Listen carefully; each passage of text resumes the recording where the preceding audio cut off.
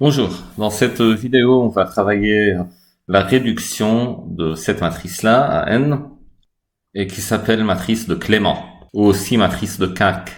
Et on va pas pouvoir faire la méthode usuelle dans la réduction, c'est-à-dire calculer le polynôme caractéristique, puis trouver les valeurs propres, puis trouver les vecteurs propres, parce que le calcul du polynôme caractéristique, c'est compliqué. Donc ce qu'on va faire, on va interpréter cette matrice comme la matrice d'un certain endomorphisme, un endomorphisme de Rn de x, et puis directement calculer ensemble, simultanément, les valeurs propres et les vecteurs propres, sans passer par le polynôme caractéristique. Et on va trouver que cette matrice qui est de taille n plus 1 à n plus 1 à n plus une valeur propre distincte, donc elle est diagonalisable. Et ce qui fait que fonctionner cette étape à la question 2, c'est qu'on aura interprété notre matrice comme la matrice d'un certain opérateur différentiel sur Rn de x, sur l'espace des polynômes, et donc trouver les vecteurs propres consiste à résoudre une certaine équation différentielle qu'on va pouvoir faire en fait. On va la résoudre, et ces solutions, quand elles seront polynomiales, seront en fait les vecteurs propres qu'on cherche. Et la condition pour que ces solutions soient polynomiales va déterminer les valeurs propres en fait. On va voir ça en détail. Et puis, il y a la question 3 où il faut trouver le sous-espace propre associé à n. N sera une valeur propre, en fait. Et il faut trouver le sous-espace propre associé à n. Il faut montrer que c'est, en fait, vect de P1, Pn, ou j'aurais dû écrire ici vect de P0, Pn. On est en dimension n plus 1. Ou Pk, c'est k parmi n. Donc c'est factoriel n sur factoriel n moins k fois factoriel k. Pour commencer, voici notre matrice. Et il faut la voir comme la matrice d'une application de Rn de x dans Rn de x. Une application f. Une base de Rn de x est donnée par les polynômes xn, xn-1, xn-2 jusqu'à 1. Et donc les colonnes de cette matrice sont simplement f de xn, f de xn-1, ainsi de suite, en fonction de xn, xn-1 jusqu'à 1. Donc f de xn, c'est n fois xn-1. C'est quoi f de xn-1? Bon, c'est 1 suivant xn, plus 0 suivant xn-1, plus n-1 suivant xn-2. Donc c'est 1 fois xn, plus n-1 fois x à la puissance n-2. Et on continue comme ça jusqu'à arriver à f de x à la puissance k.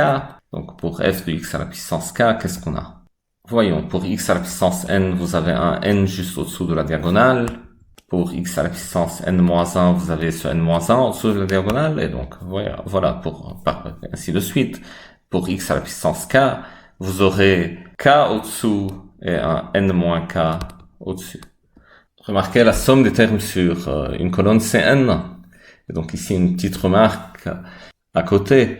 Si vous multipliez votre matrice par 1 sur n, alors la somme sur chaque colonne sera 1. Et si vous divisez par 1 sur n et vous transposez votre matrice, alors la somme sur chaque ligne est égale à 1. Elle sera alors une matrice stochastique et qui aura des applications en probabilité. On aura un exercice là-dessus. Donc f de x à la puissance k, c'est ce k-là multiplie x à la puissance k-1, donc c'est k x à la puissance k-1, plus le n-k du dessus multiplie x à la puissance k plus 1. Et on vérifie que cette expression-là, c'est l'expression générale de f de x à la puissance k, y compris pour k égale n ou pour k égale 0. Remarquez, pour k égale n, ce terme-là, n-k, sera égal à 0. Donc, f de xn, avec cette formule, ça donnerait n x à la puissance n-1, et voilà, c'est ici, c'est le cas. Et pour k égale 0, ce sera ce terme-là qui est nul, et n-k c'est égal à n, donc l'expression sera n fois x. Et en effet, si on regarde la dernière colonne, on voit que f de x à la puissance 0, c'est-à-dire f de 1, c'est nx. Maintenant, cet endomorphisme, c'est une application linéaire parce qu'on l'a eu à partir de sa matrice. Mais il faut pouvoir l'interpréter. C'est quelle application linéaire sur Rn de x? Pensons un peu à ça, voyons. Ce k x à la puissance k-1 en général, c'est une opération de dérivation.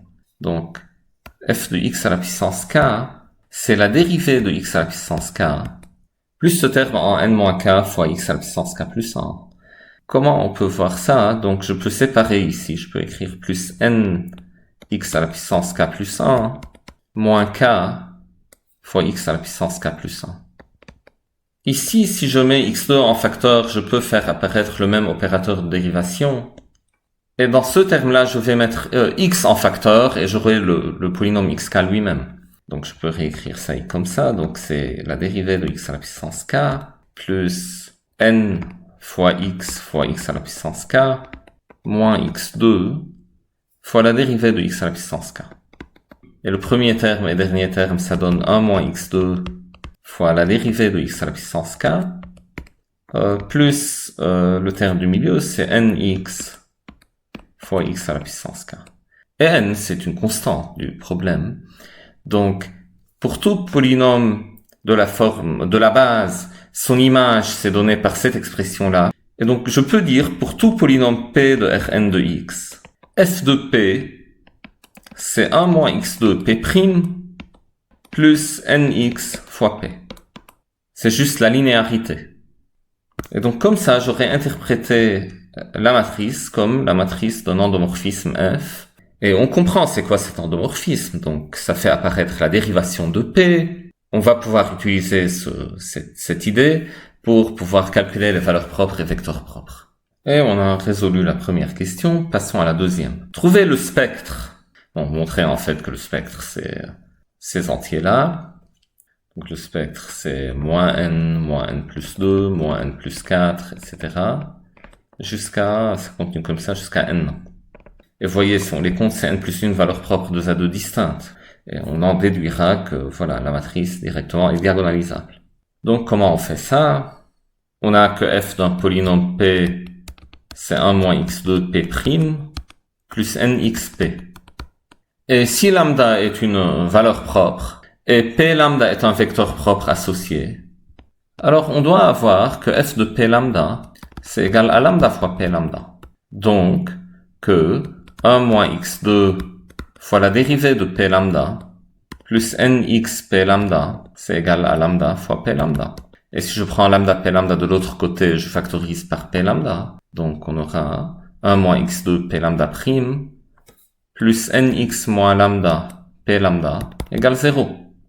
Et donc p lambda doit être solution de cette équation différentielle. 1 moins x de y' plus nx moins lambda y égale 0. Et donc ce qu'on va faire, on va résoudre cette équation différentielle. Elle aura des solutions. Mais on s'intéresse aux solutions qui sont polynomiales, parce qu'on cherche une solution dans Rn de x. Notre endomorphisme, c'est un endomorphisme sur Rn de x. Et donc ce sera pas possible pour toutes les lambdas. Ce sera possible pour certains lambdas d'avoir des solutions dans Rn de x, et ce seront ça nos valeurs propres. Et la solution sera le vecteur propre associé à cette valeur propre. Mais pour commencer, on va résoudre toutes les équations différentielles de cette forme, alors que lambda est encore un paramètre qu'on connaît pas. On veut diviser par 1 moins x2 et écrire y', c'est égal à lambda moins nx sur 1 moins x2 fois y. Et donc y' sur y, c'est égal à lambda moins nx sur 1 moins x2. Mais d'abord, pour pouvoir diviser par 1 moins x2, il faut que 1 moins x2 soit non nul. Et donc on cherche, comme vous savez, sur les équations différentielles, donc on va pas entrer dans... On n'a pas besoin de beaucoup de théorie ici, mais typiquement, quand vous résolvez des équations différentielles, vous résolvez sur des intervalles. Et on veut un intervalle sur lequel cette expression-là ne s'annule pas. Alors 1 moins x2 ne s'annule pas pour pouvoir diviser avec ça. Donc je travaille par exemple sur l'intervalle moins 1. Donc je cherche les solutions de mon équation sur l'intervalle moins 1. Et puis, comme à la fin du compte, je m'intéresse seulement aux solutions polynomiales, donc je vais trouver des solutions polynomiales. Si un polynôme est solution sur moins 1, il sera solution partout. Parce que si y est un polynôme, ça sera donné par une égalité polynomiale qui s'annule en tout x, en une infinité de x, tous les x entre moins 1, et on sait pour les polynômes, alors ça doit s'annuler partout. Donc c'est pour ça que je suis content de travailler sur moins 1 au lieu de travailler sur moins 1, sur moins l'infini moins 1 et 1 plus l'infini et faire des raccordements. On n'a pas besoin vraiment de faire ça pour cet exercice. Donc y' sur y, c'est égal à, voilà, ce terme-là, lambda moins nx sur 1 moins x2. Ici, on décompose bien sûr en éléments simples. Le 1 moins x2, c'est 1 moins x1 plus x. Et donc, notre terme, c'est un certain terme sur 1 moins x plus un autre terme sur 1 plus x. Et un simple calcul montre que le premier terme, c'est lambda moins n sur 2. Et la deuxième constante, c'est lambda plus n sur 2. Et quand on intègre à gauche, l'intégrale de y' sur y, c'est ln de valeur absolue de y. Et à droite, l'intégrale, c'est lambda moins n sur 2 fois ln de valeur absolue de 1 moins x, plus lambda plus n sur 2 ln de valeur absolue de 1 plus x. Mais je peux enlever les valeurs absolues parce que j'ai dit que x est entre moins 1 et 1, donc 1 moins x et 1 plus x sont tous les deux positifs. Et toute cette expression-là, l'additivité du logarithme, c'est justement ce qui est écrit ici. Plus une constante arbitraire, donc la constante d'intégration, il faut pas oublier. Maintenant, on s'intéresse à la solution de l'équation différentielle à y, et non pas à ln de y, donc on fait l'exponentiation des deux côtés. Donc je prends cette expression et je prends l'exponentielle à gauche égale l'exponentielle à droite. L'exponentielle à gauche, c'est exponentielle de ln de valeur absolue de y, c'est-à-dire valeur absolue de y. Et l'exponentielle à droite, c'est exponentielle du log, c'est-à-dire ce qu'il y a à l'intérieur du log, fois l'exponentielle de la constante.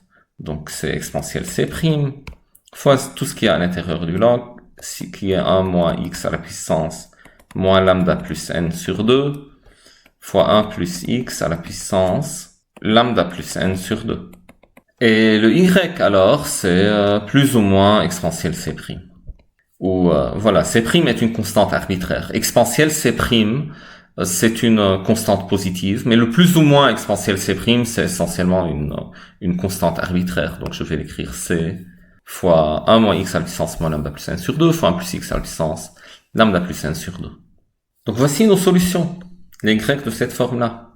Donc pour n'importe quel lambda, essentiellement, vous avez cette expression, cette forme-là, si elle est définie, c'est une solution.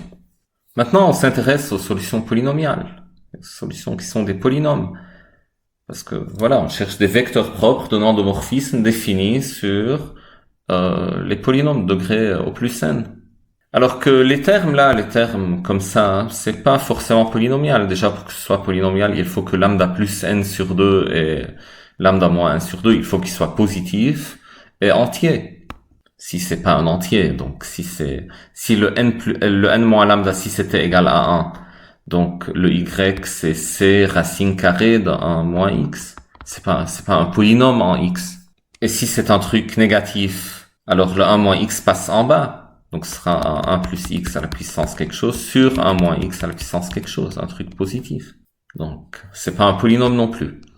Donc pour que y soit polynomial, il suffit que moins lambda plus n sur 2 et lambda plus n sur 2 soient des entiers et qu'ils soient positifs. Pour qu'ils soient positifs, déjà, il faut que n moins lambda soit positif. Il faut que n plus lambda soit positif. Donc ça, pour que ces trucs-là soient positifs. Et en plus, il faut qu'ils soient des entiers. Et donc il faut que, n moins lambda sur 2 est un entier. Donc lambda est un entier, doit être un entier, de même parité que n. Et le lambda plus n sur 2 est un entier, c'est juste la même condition. Donc il faut que lambda est un entier, de même parité que n.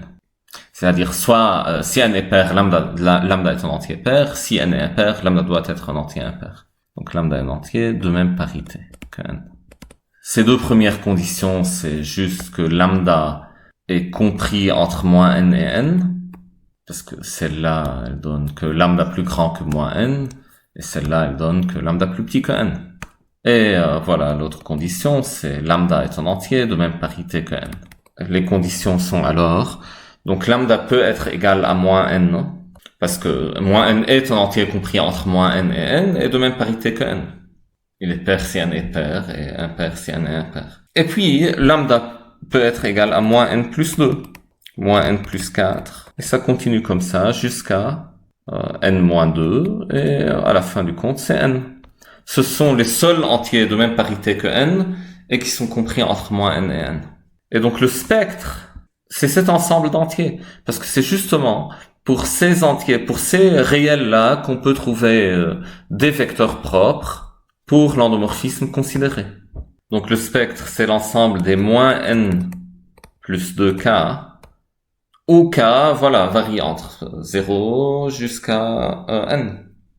Donc k appartient à 0n, k est un entier. Vérifiez le dernier, en fait, le n ici, ça correspond à un k égale n.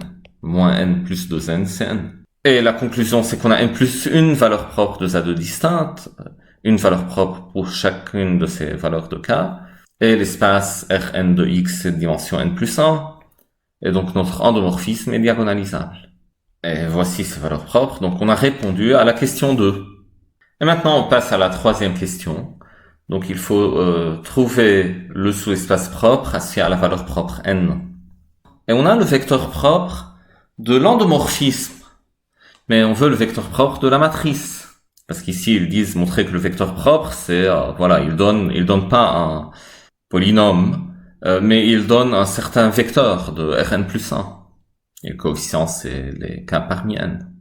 Et cette troisième question est utile, on va voir plus tard, on va l'appliquer dans cet exercice qu'on va faire en probabilité. On va justement utiliser ce vecteur propre pour la valeur propre n. C'est pour ça que j'ai mis cette question dans cet exercice-là, pour me référer à ça plus tard. Et comment il faut faire ici? Le vecteur propre associé à la valeur propre n, c'est, voilà, pour lambda égale n. Et le vecteur propre pour n'importe quel lambda, c'est donné par cette expression-là. Et donc, si je prends c égale 1 et lambda égale n, donc tout ça sera égal à 1. Et donc, le vecteur propre, c'est 1 plus x à la puissance lambda plus n sur 2, c'est-à-dire n plus n sur 2, c'est n. Donc, quand j'interprète cette matrice comme étant la matrice de cet endomorphisme sur Rn de x, le vecteur propre pour la valeur propre n, c'est le polynôme 1 plus x à la puissance n. Maintenant, le vecteur de Rn plus 1 de x qui est un vecteur propre de A. Donc, si j'oublie mon interprétation de A, n en tant qu'endomorphisme, je rappelle seulement que j'ai une matrice A, n. Donc, quel est le vecteur propre pour la valeur propre n? Il suffit juste d'écrire 1 plus x à la puissance n dans la base 1 x2 jusqu'à xn, c'est-à-dire il faut développer 1 plus x à la puissance n. Et donc, vous écrivez votre vecteur propre 1 plus x à la puissance n, que vous développez. Donc, formule du binôme de Newton, c'est la somme des k parmi n, x à la puissance n moins k fois 1 à la puissance k. Voilà, 1 à la puissance k. Alors, la puissance k, c'est 1, je l'enlève. Et donc, 1 plus x à la puissance n dans la base fixée, que j'ai fixée pour Rn de x, qui est xn, xn-1, xn-2, etc. Dans cette base-là, ces coordonnées sont n parmi n, n-1 parmi n, n-2 parmi n, etc. Et le dernier, c'est 0 parmi n. Et donc, ce vecteur-là, c'est justement le vecteur propre de la matrice associée à la valeur propre n. Et voilà, ça c'est écrit au propre, et c'est ce qu'il fallait montrer.